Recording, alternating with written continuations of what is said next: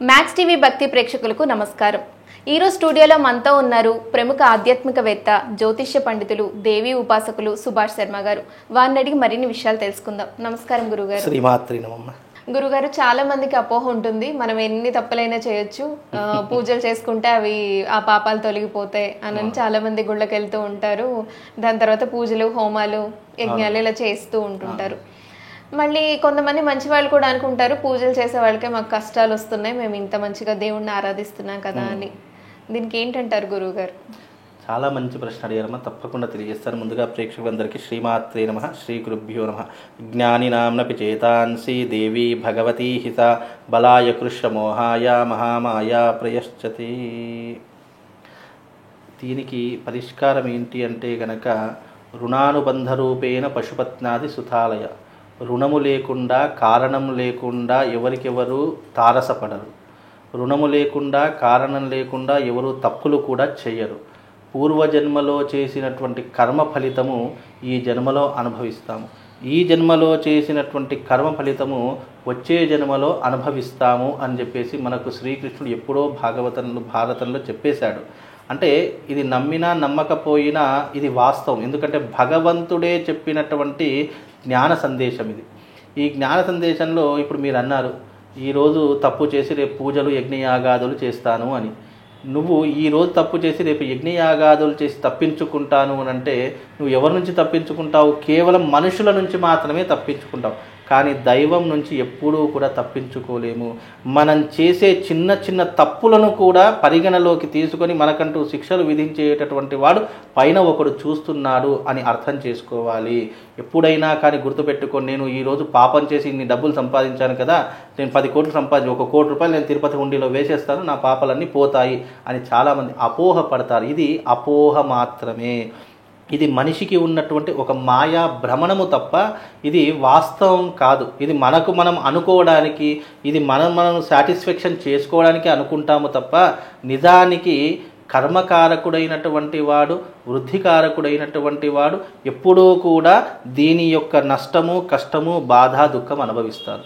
ఇప్పుడు ఉదాహరణకు చూడండి, ఎంత పెద్ద కోటీశ్వరుడైనా సరే, ఎంత పెద్ద మల్టీ మిలియనర్ అయినా సరే, వాడు నిత్యము తినేటటువంటిది మనం తినేటటువంటి భోజనమే. వాడేం బంగారం తినడు, నగలు తినడు, ఏమీ తినడు.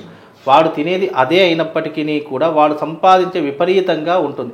వాడు అది ఏ రకంగా సంపాదించాడు, ఎలా సంపాదించాడు అనేది ఎవ్వరికీ ఉండదు. కానీ చాలామంది అభివృద్ధిలోకి వస్తున్నాడంటే మొట్టమొదటిగా ఏం ఆలోచిస్తాడు?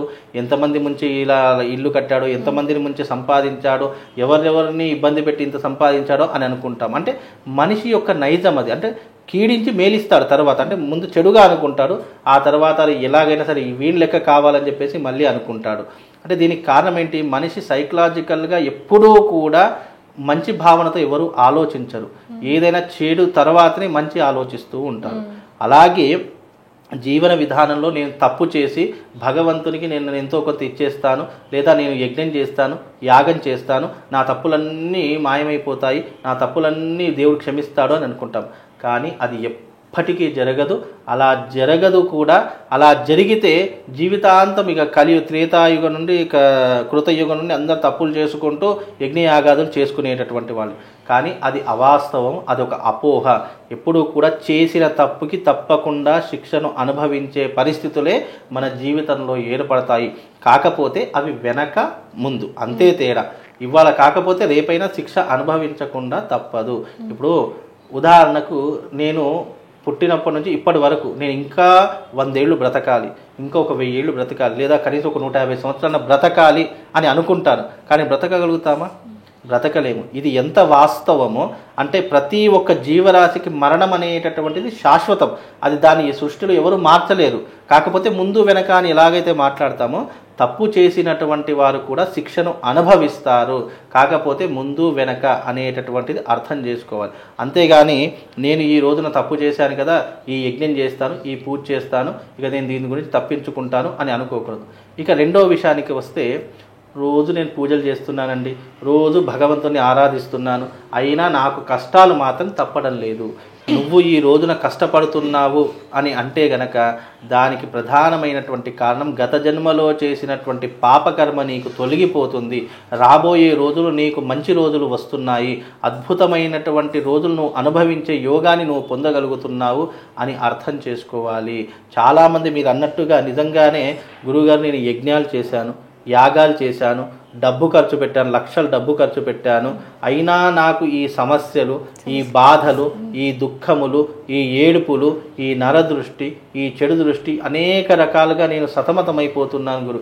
ఇవన్నీ సతమతమైపోతున్నది ఈ జన్మలో చేసినటువంటి పాపములు కావు, నువ్వు పోయిన జన్మలో చేసినటువంటి కర్మ ఫలితము ఇప్పుడు నీకు వెళ్ళిపోతుంది. కర్మ ఫలితం ఎలా వెళ్ళిపోతుందో తెలుసా?